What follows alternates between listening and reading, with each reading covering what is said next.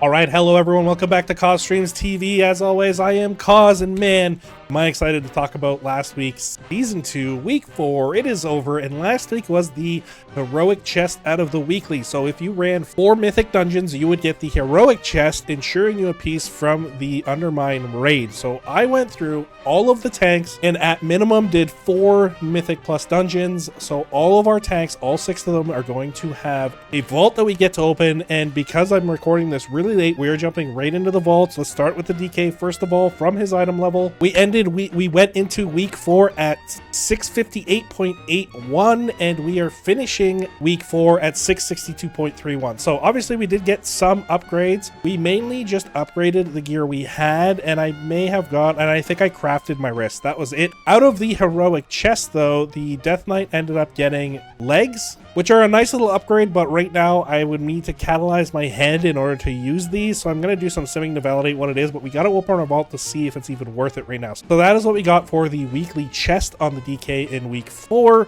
And quickly, just taking a look at our iLvL, we started the week at 2601 and we are finishing the week at 2724. Massive 123 points in our Mythic Plus rating. We got some of those 11s I talked about. The cool thing is though, we timed a 12 Dark Flame Cleft. That is our first 12 of the season. I'm excited to have that. And we timed a bunch of 11s to get us up to where we're at now. We have 2 left, and that is Priory and Workshop, so we will work on those this week. So 11 actually felt pretty good for the keys that I've done, so I'm kind of ready to start pushing those 12s on the DK. So you will definitely be seeing me push some IO on the Death Knight as the week progresses. But let's jump into the game, and we're going to open our vault. He will have his raid slots and he will have his mythic slots as well. So taking a look, let's first see what we get in our mythic slot for the raid. We got a crit haste ring, very high on crit, which is kind of okay. Will kill our haste from the other rings we have. We also have the haste mastery back piece, but we crafted a back piece, so we cannot use this. And then we also have our tier headpiece, which is actually a pretty good upgrade. If we wanted to swap out, it would save us a catalyst charge. But let's move on and see what we get in our other slots. We get our best Mythic Plus Deathbringer neck piece.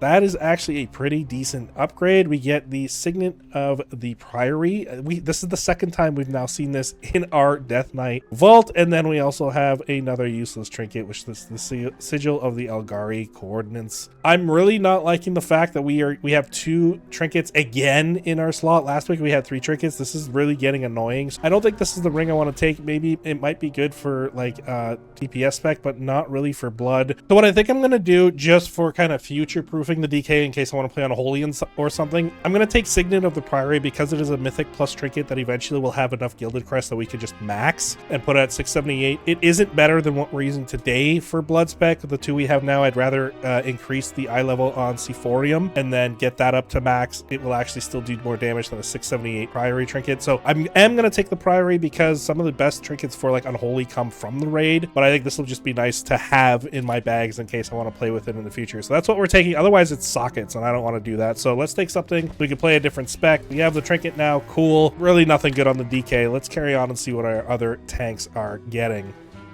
All right, and next up we have the DH. We're going to be opening it in Havoc, but what he got in the weekly Heroic Chest from the raid is the back piece. So nothing exciting there. He did get the back. Let's open this up and see what she gets in her vault today. All right, take a look here. We have the Resonating Heart trinket. Oh, surprise, another trinket, and Crit Mastery Hands. Now these we can catalyze and give us a tier piece, so this might actually be what I take. So yeah, I don't really know where this trinket would lie, but I'm sure there's better ones in the raid or elsewhere. So let's take these hands. They are a significant upgrade on the Death Knight, so not bad at all. I'm happy with that. But once again, there's another trinket in our vault. This is really starting to get frustrating. And just quickly, the DH moves up to 640 iLvL, and on our journey to get 2500, as she is currently 1496. So I should be able to get 2k this week on the Demon Hunter.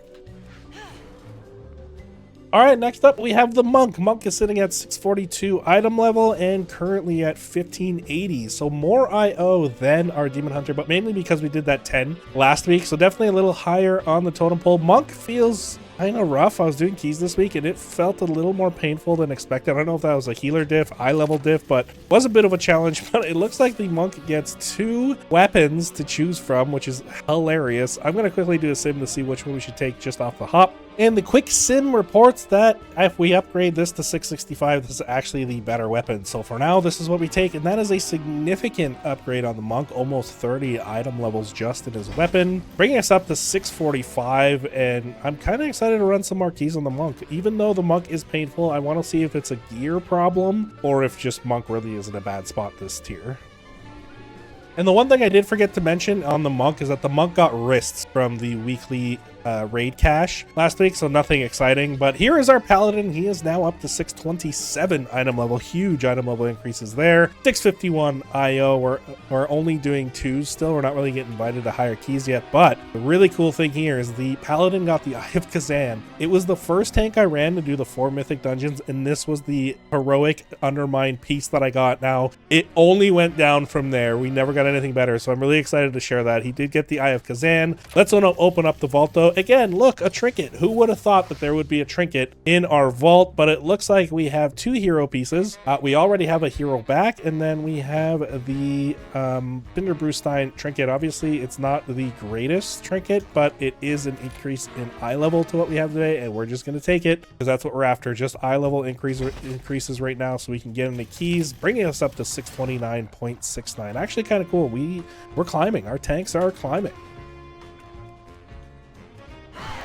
All right, and next up we have our warrior 625.1 through item level. So most of the tanks are kind of sitting in that like range. It's like we go from, you know, my DK at 662, 645 on the monk, 637 on the DH, and it kind of like goes down from there, but 625 on the warrior. And let's take a look at the vault here. Again, 2 keys. Oh, nice. Look, another trinket. So something I do want to mention though, the warrior actually got House of Cards for their weekly Undermine chest piece. So the warrior and the paladin got really good drops from that chest piece. They are the best ones, but so we got House of Cards there. Looks like we get another trinket, of course, and then we also have a one-handed weapon, which is Hero Track. We do already have a weapon. I'm wondering, like, do we hold off on this and just keep farming and then take the trinket? So the Sephorium trinket actually doesn't land in a bad spot. It's in within like the top 6. Eye of Kazan, and actually the trinket from Theater of Pain is our best trinket for the warrior. So I'm wondering, like, we could just take this for the eye level. Like, neither of these options are really that great. It just moves us into the hero track for the weapon, or it gives us a better trinket over Remnant of Darkness, because that is kind of a really bad trinket. I think I'm just going to take the trinket for now. The weapon will come just from doing keys, so that's what we're taking on the warrior.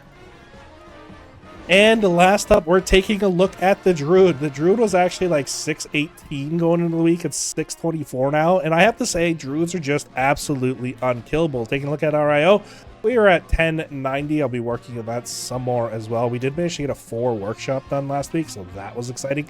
And we timed it. So let's take a look at what we get in our vault today. Holy moly, and there is no trinket. That is amazing. So we have 652 hands, which we can catalyze to get tier. And then we also have a belt. Now, because I have a champion track belt, it doesn't really make sense to take another one. So we're taking the hands, which are a significant upgrade. I'm really excited for this. So throwing those on, that brings us to 626.69. And out of our weekly chest on the Druid for last week's Undermine Heroic cache, we got the weapon. So I'm very happy that, so this went from 610 to 649, huge upgrade on the Druid. Really happy to see that. And that is all of the vaults we have on across all of our tanks. And that's kind of what I want to talk about right now.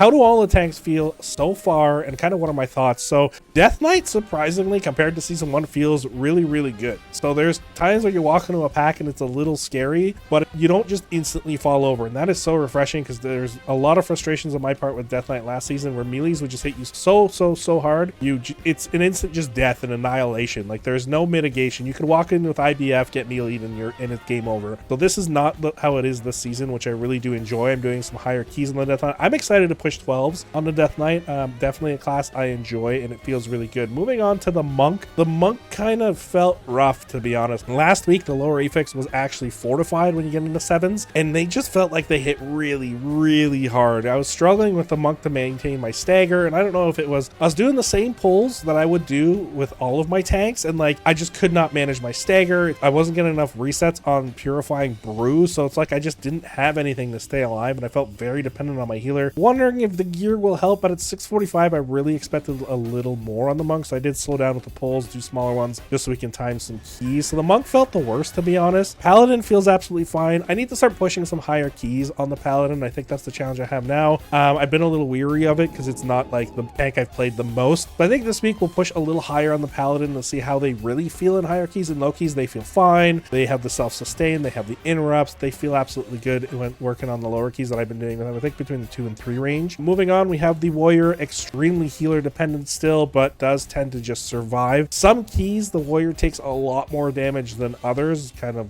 I mean, that's just the MO for how these dungeons work. The damage profiles will change. But the biggest thing about the warrior that I've noticed is how they've changed how the warrior does damage and builds up rage. They really enforce using revenge now as like that primary threat generator instead of thunderclap, and it really took away from the fantasy of what warrior was. I loved spamming thunderclap, shield slam, god ignore pain rolling, and it's like some of these lower keys I was doing, and I actually felt like on the warrior I couldn't keep my ignore pain up because I could either use my rage on ignore pain or a shield block. I didn't build enough rage to use both at the same time, so I'm like, what is really going on here? I'm gonna assume that could be an iLvL issue because we're only like 627, but again, like that is not what warrior used to feel like. And then moving on, the druid is just, I don't understand. The druid is just an unkillable tank. Like every pull I did, everything I did in the dungeons, nothing was killing me, nothing hurt, nothing affected me. There is some scary pulls, but for the most part, druid just feels like an unkillable walking